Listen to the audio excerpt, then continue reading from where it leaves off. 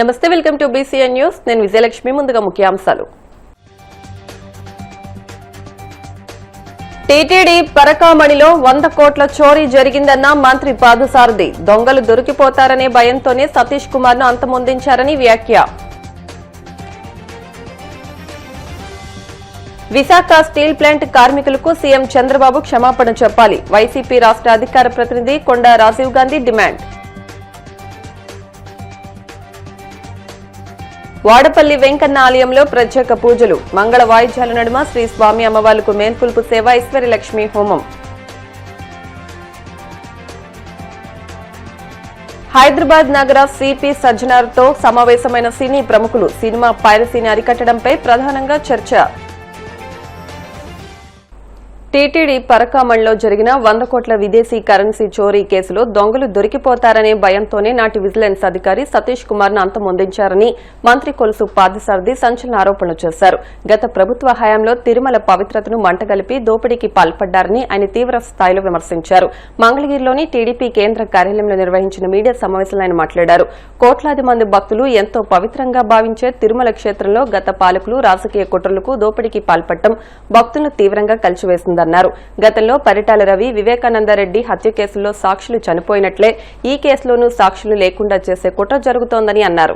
వారి కుటుంబ సభ్యులు కూడా హత్య కాబడ్డాడు మా సోదరుడు అని చెప్పేసి ఆయన సొంత సోదరుడు స్టేట్మెంట్ ఇస్తాడు. కానీ వైసీపీ వాళ్ళకి మాత్రం పోలీస్ డిపార్ట్మెంట్ కంటే కూడా ముందే వీళ్ళకి తెలిసిపోతుంది ఆత్మహత్య అని చెప్పేసి. అంటే ఆయనతో పాటు మీ మనుషుల్ని ఎవరన్నా ప్రయాణం చేసేటట్లు మీరు ఏమన్నా ఏర్పాటు చేశారా? లేకపోతే ఆ ఘటనా స్థలాన్ని మీరు ఏమన్నా వెళ్ళి పరిశీలించి ఆ పరిశీలన ఆధారంగా మీరేమన్నా ఆత్మహత్య అనే నిర్ణయానికి మీరు వచ్చారా? అసలు సతీష్ కుమార్ గారి హత్య కానీ ఆ మరణానికి వైసీపీ నాయకులకి సంబంధం ఏమిటి? మీరు ఎందుకు అంత ఉత్సాహాన్ని చూపించి ప్రజల దృష్టిని మరల్చడానికి ప్రయత్నం చేస్తున్నారో ఈరోజు స్పష్టంగా తెలియజేయాలని చెప్పేసి నేను ప్రశ్నిస్తా ఉన్నా. నేను సతీష్ కుమార్ గారు మరణించారు. అది ఏ విధంగా మరణించారు, అది ఆత్మహత్య హత్య అని చెప్పేసి నిర్ధారించాల్సింది అక్కడ పరిస్థితుల ఆధారంగా, ఎవిడెన్స్ ఆధారంగా పోలీస్ డిపార్ట్మెంట్ కన్ఫర్మ్ చేయాలి.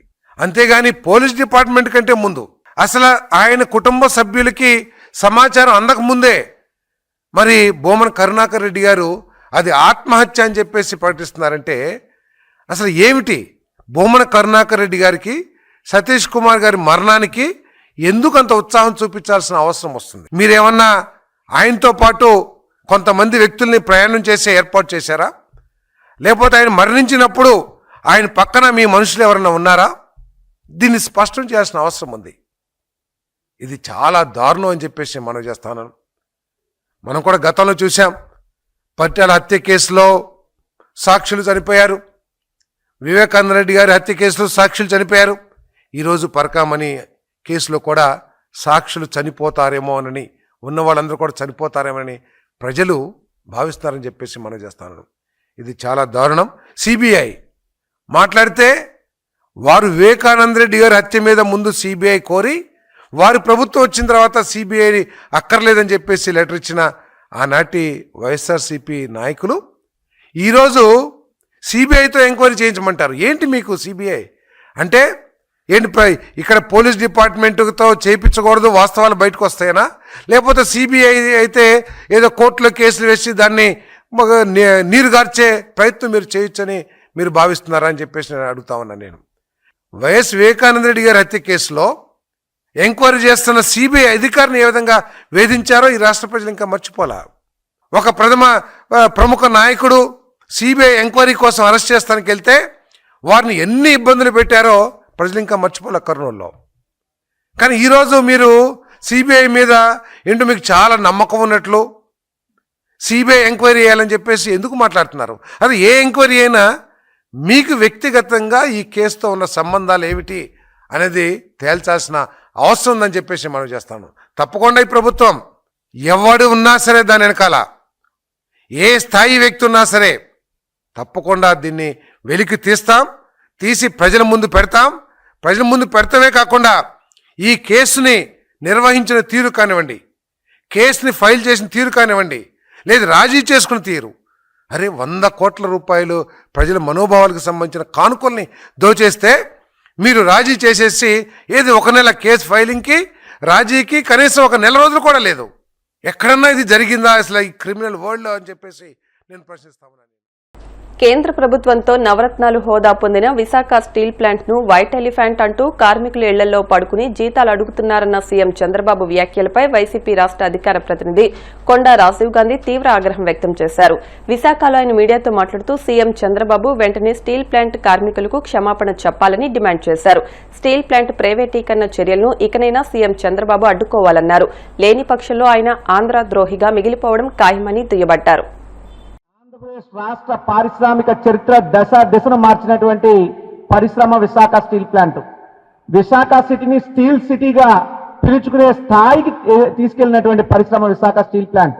విశాఖ నగరాన్ని ఉక్కు నగరం అనే స్థాయికి తీసుకెళ్లినటువంటి పరిశ్రమ విశాఖ స్టీల్ ప్లాంట్. అటువంటి విశాఖపట్నం స్టీల్ ప్లాంట్ను ఉద్దేశించి, అటువంటి విశాఖపట్నం స్టీల్ ప్లాంట్ కార్మికులను ఉద్దేశించి మీరు వైట్ ఎలిఫెంట్ అని, ఇళ్లలో పడుకుంటున్నారని కార్మికులను అవమానిస్తూ స్టీల్ ప్లాంట్ను అవహేళన చేస్తూ మీరు మాట్లాడడం అంటే చంద్రబాబు నాయుడు గారు ఎందుకు ఈ మాట వచ్చిందని అడుగుతున్నా మిమ్మల్ని నేను.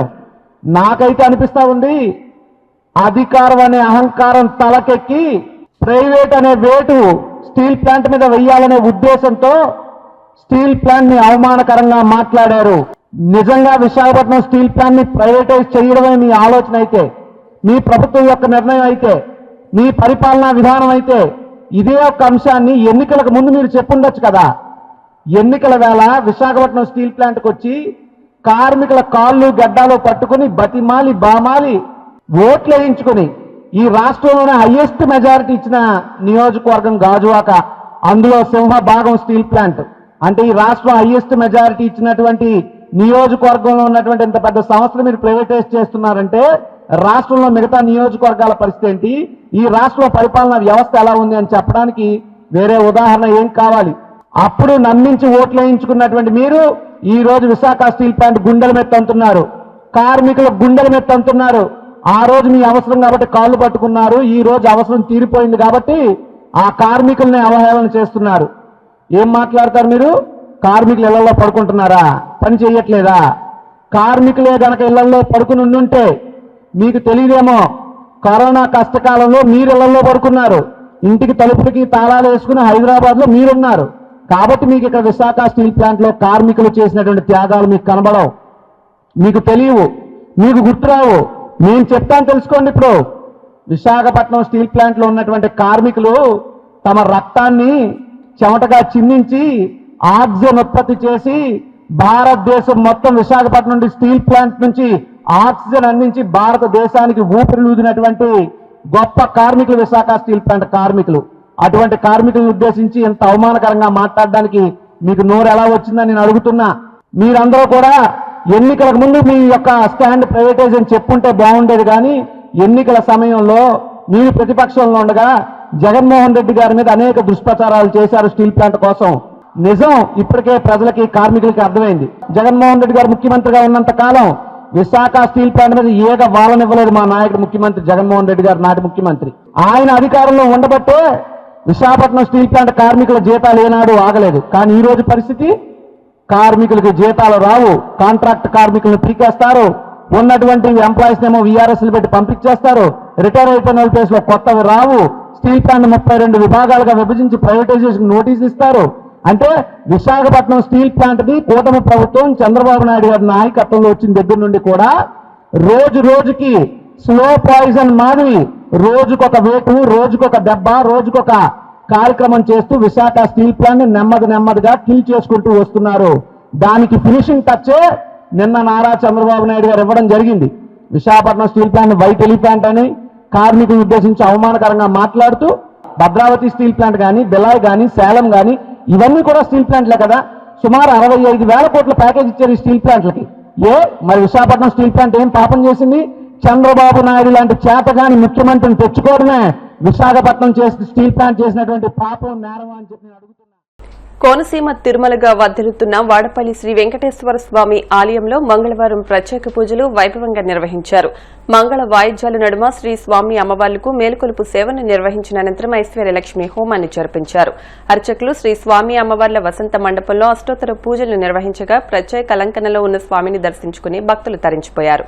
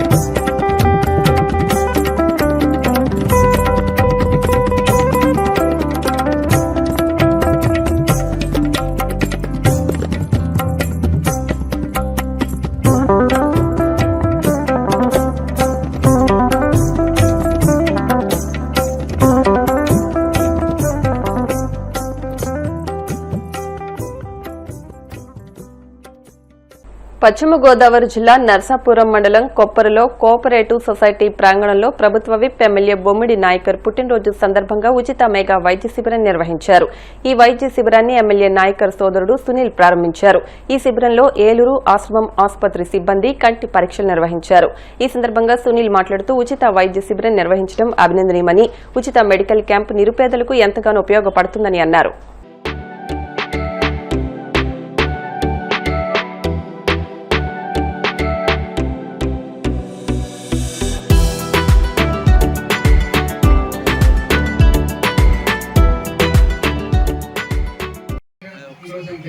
నిజంగా ఇవాళ మా బ్రదర్ పుట్టినరోజులాగా మేము వేడుకలు చేసుకుంటున్నామండి.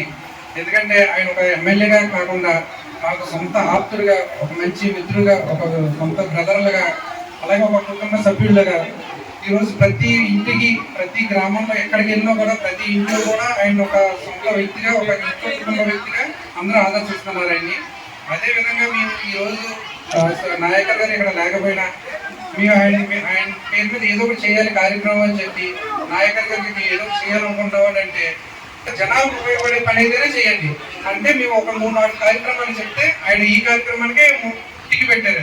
ఎందుకంటే ఇది 10 మందికి ఉపయోగపడుతుంది. ప్రతి ఇంట్లో ఆడవాళ్ళకి, భక్తులకి, ఒక 50 ఏళ్ళు దాటిన 60 ఏళ్ళు దాటి వాళ్ళకి అందరూ కూడా కంటి చూపు ఈ మధ్యన చాలా ఇది అవుతుంది. సో ఖచ్చితంగా క్యాటరేట్ అన్నది చాలా ఇంపార్టెంట్. ఏదో ఉన్నా కానీ అలాగే ఆశ్రమ హాస్పిటల్లో కూడా మనకు సహకరించి ఆపరేషన్స్ అన్ని కూడా ఫ్రీగా చేస్తామని చెప్పారండి. ఎందుకంటే ఈ ఆపరేషన్స్ కూడా 50,000 అవుతుంది. ఒక్కొక్క కంటికి చేయించుకోవాలనుకుంటే 50,000 అవుతుంది. అదే ఆశ్రమ హాస్పిటల్లో ఫ్రీగా చేస్తున్నాం. ఇలా కార్యక్రమాలు ఎమ్మెల్యే గారు చెప్తే ఇది చాలా మంచి కార్యక్రమం, ఎలాంటి కార్యక్రమాలు చేయండి అని చెప్పి ఆయన మాకు చెప్పడం, ఆయన భరోసా మీద మేము ఎలాంటి కార్యక్రమాలు చేయగలిగామండి. ఈరోజు కొప్పర్లో ప్రత్యేకంగా మేము ఎందుకంత ప్రతి ఈవెంట్ని ఎందుకు గ్రాండ్గా చేసుకుంటామంటే ఎమ్మెల్యే గారు మనం ఏ రిక్వెస్ట్ అడిగినా ఏ రోజు దేనికి కూడా కాదనకుండా ముందు ప్రతి దానికి మాకు ఏదైనా శాంక్షన్ చేసేవారు. ఈ రోజు మన కొప్పర్లో ఫస్ట్ 2వ వార్డులో డ్రైనేజ్ మన సత్యశ్రీ గారు అలా వార్డులోనే ఇలా ప్రాబ్లం ఉందనగానే ఇమ్మీడియట్ గా రావు సురేష్ గారు, సత్యశ్రీ గారు ఎమ్మెల్యే గారు దృష్టిలో పెడితే దానికి అర్జెంట్గా ఎవరైనా కాంట్రాక్టర్ కావాలంటే వెంటనే సీన్ గారు వచ్చి ఎదరకొచ్చి నేను చేస్తానని చెప్పి కలెక్టర్ గారు అలా అదే ఉన్న అందరు వీర మహిళతో కూడా సో పోరాటం చేయడం వల్ల ఎమ్మెల్యే గారు దృష్టికి పెట్టడం, ఎమ్మెల్యే గారు ఇమ్మీడియట్ గా దాన్ని శాంక్షన్ చేయించి ఒక 5.5 లక్షలకు సంబంధించిన కాంట్రాక్ట్ ఇమ్మీడియట్ గా డ్రైనేజ్ ఇచ్చారండి. ఇవాళ మన శాసనసభ్యులు గవర్నమెంట్ విప్ అయిన బొమ్మిడి నాయకర్ గారు పుట్టినరోజు వేడుకగా నేను సోదరుగా నాకు ఇవాళ కొప్పర్ గ్రామానికి రావడం చాలా అదృష్టం భావిస్తున్నాను.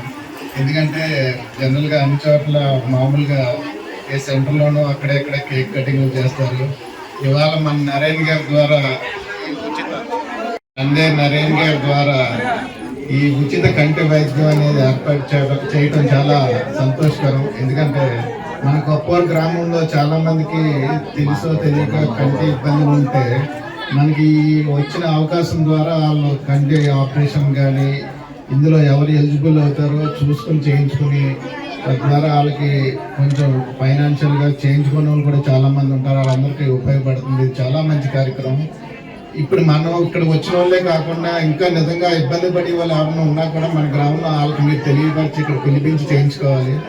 ఇలాగే ఇంకా చాలా మంచి కార్యక్రమాలు చేసుకుని మన గ్రామాన్ని మరింత మంచిగా అభివృద్ధి చేయాలని ఆశిస్తూ నన్ను ఇక్కడ అవకాశం కల్పించినందుకు చాలా సంతోషం. Thank you. ఇప్పుడు కాసేపు ప్రకటనలు.